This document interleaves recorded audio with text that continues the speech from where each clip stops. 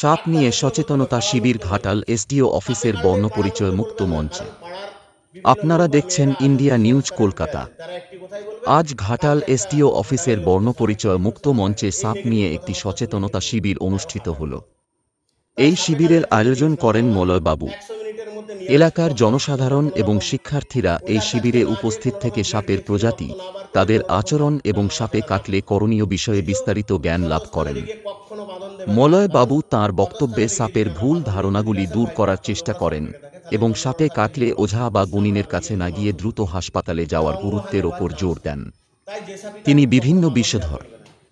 বিভিন্ন বিষধর সাপ দেখিয়ে তাদের পার্থক্য বুঝিয়ে দেন।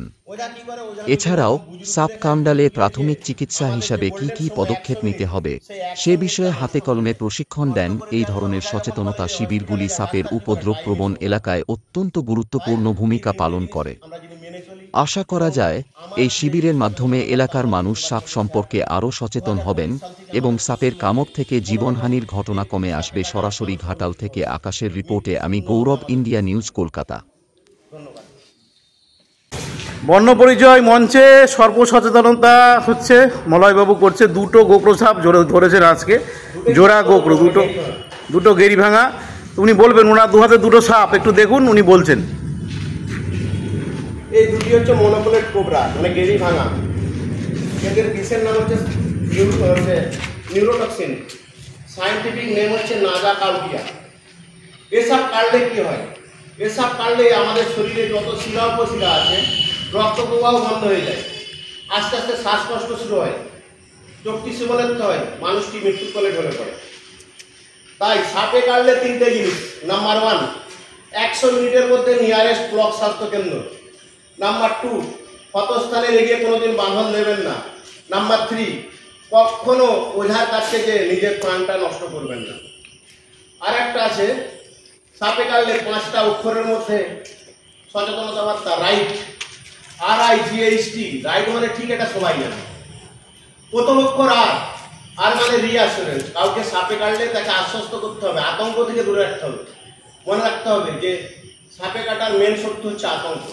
যদি আমার শরীরে আতঙ্ক ঢুকে যায় তাহলে হার্টবিট বেড়ে যায়, হার্ট অ্যাটাক। দ্বিতীয় অক্ষর আই মানে হচ্ছে ইমোবাইলেশন, মানে ক্ষতস্থান নাড়াচাড়া চলবে না।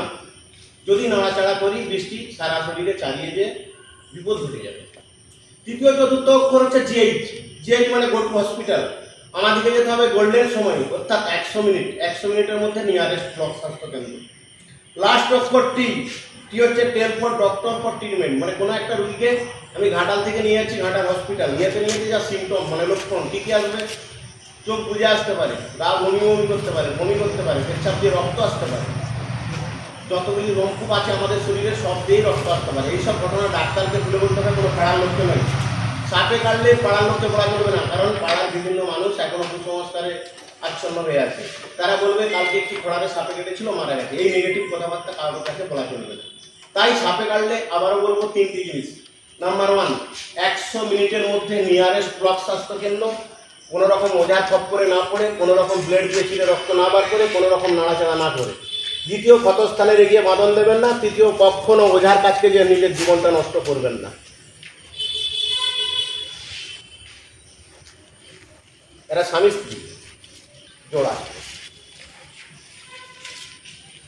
এই সাপটা কোথা থেকে ধরলেন? জোড়া সাপটা আমরা দাসপুরের বিষ্ণুপুর গ্রাম থেকে কালী মন্দির। জোড়া ছিল, এরা স্বামী স্ত্রী, একটি পুরুষ। এই যে এইটি হচ্ছে স্ত্রী, এটা পুরুষ। এই সাপটি দুটো বয়স কত হবে? প্রায় 9-10 বছর হবে এই দুজনেরই বয়স, এবং দুজনেই সেম 6.5 ফুট 6 ফুট করে হবে। এখন অনেকেই সাপে কেটে হসপিটালে যাচ্ছে না, ওঝার কাছে যাচ্ছে, এবং হসপিটালে গেলেও অনেকে হার্ট ফেল করে যাচ্ছে কয়েকজন। তো এই যে সাপে কেটে যে মানুষ ভয় পায়, আপনি বিদ্যালয়ে গিয়েও দেখেছি আমি ওয়ার্কশপ করছেন বাচ্চাদের নিয়ে, তো খুব ভালো লাগছে। আপনি আমাদের যে সমস্ত এলাকায় সাপের উপদ্রব বেশি, যেখান থেকে বেশি সাপ আপনি ধরেন, সেই স্কুলগুলোতে যান, গিয়ে বাচ্চাদেরকে বোঝান, গার্জেনদেরও বোঝান যে সাপে কেটে মানুষ ট্রিটমেন্ট পেলে মরে না, মরে ভয়ে হার্ট ফেল করে। আর যারা ওঝার কাছে যায় তারাই মারা যান।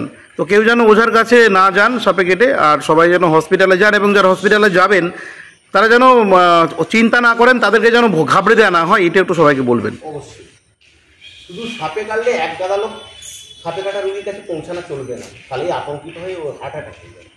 সংস্থা হচ্ছে ওইটাই। এই